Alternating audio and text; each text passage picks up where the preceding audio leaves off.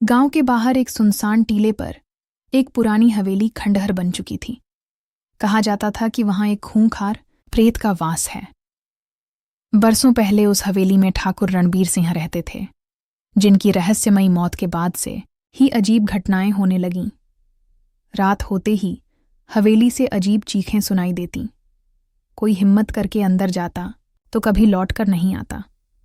लोग कहते थे कि ठाकुर की आत्मा अब भी हवेली में बंधी हुई है, क्रोध, धोखे और खून से लथपथ। एक दिन शहर से 4 दोस्त, अर्जुन, कविता, रिया और समीर, रहस्य जानने के इरादे से हवेली पहुंचे। लेकिन जैसे ही घड़ी मैन रात के 12 बाजे, हवेली के भारी भरकम लकड़ी के दरवाजे खुद ब खुद बंद हो गए। एक भयानक खड़खड़ाहट से सारा वातावरण कांप उठा। अर्जुन ने टॉर्च जलाकर इधर उधर देखा, पर दीवारों पर लटकी जालीदार तस्वीरें हिल रही थीं, मानो किसी अदृश्य शक्ति ने उन्हें छू लिया हो।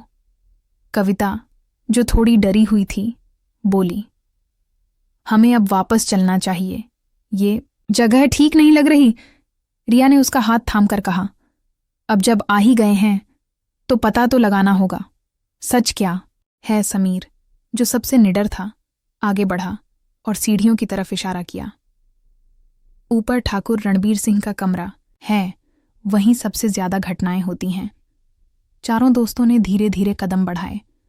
जैसे जैसे वे ऊपर की ओर चढ़े, हवेली का तापमान नीचे गिरने लगा। ठंड से दांत किटकिटाने लगे।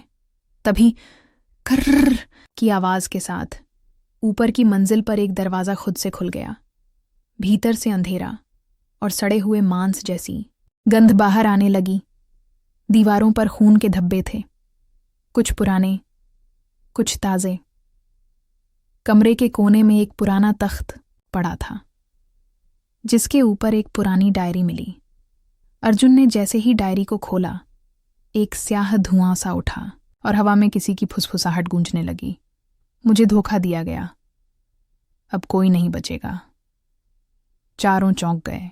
तभी अचानक कमरा बंद हो गया और टॉर्चें बुझ गईं। अंधेरे में एक लाल आंखों वाला साया धीरे धीरे पीछे हटा, मानो रिया की करुणा ने उसकी आत्मा को छू लिया हो। हवेली का तापमान कुछ कम हुआ और कमरे में एक ठंडी मगर सुकून भरी खामोशी फैल गई।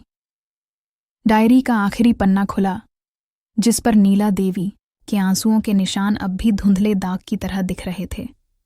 रणबीर, अगर मेरी मौत के बाद भी तुम्हारा क्रोध मुझे खोजता रहा तो समझ लेना, हमारी मोहब्बत में कोई सच अधूरा रह गया है। जिस दिन कोई उस सच को समझेगा, शायद उस दिन तुम भी मुक्त हो सकोगे।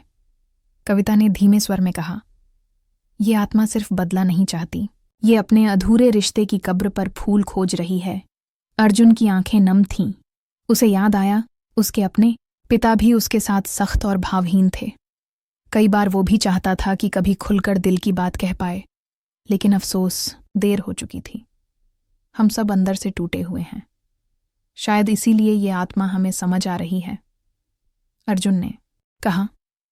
समीर, जो अब तक सब कुछ तर्क से समझना चाहता था, अब चुप था। उसकी आंखों में डर नहीं, एक पश्चाताप झलक रहा था। उसने धीरे से कहा, मुझे कभी किसी से मोहब्बत नहीं हुई। शायद इसलिए मैं इस दर्द को ठीक से समझ नहीं पाया। अचानक हवेली की दीवारें कांप उठीं। छत से खून की बूंदें टपकने लगीं। वो साया फिर प्रकट हुआ, मगर इस बार उसकी आकृति में एक और चेहरा उभरा, नीला, देवी का। दोनों आत्माएं आमने सामने थीं। नीला की आत्मा ने रणबीर की आत्मा को देखा और बोली, तुमने मुझे हर मोड़ पर रोका, बांधा, पर यह प्यार जो बचा था, वो आज इन बच्चों ने जगा दिया। रणबीर की आत्मा चीख पड़ी, मैंने सिर्फ मोहब्बत की थी, पर डर के मारे उसे कैद कर लिया। मैंने जो खोया, उसका अफसोस मुझे सदियों से जला रहा है। रिया ने आगे बढ़कर नीला की डायरी हवेली की चौखट पर रख दी। अब आप दोनों आजाद हैं, जाने दीजिए एक दूसरे को, ताकि हम सब भी आगे बढ़ सकें। एक तेज रोशनी से पूरा कमरा भर गया। एक पल को सब कुछ शून्य हुआ। फिर शांति छा गई।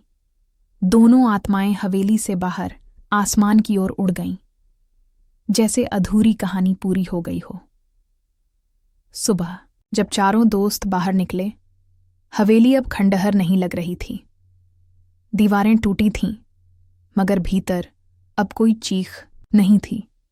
बस एक गहरा सन्नाटा, जैसे कोई लंबी नींद में चला गया हो।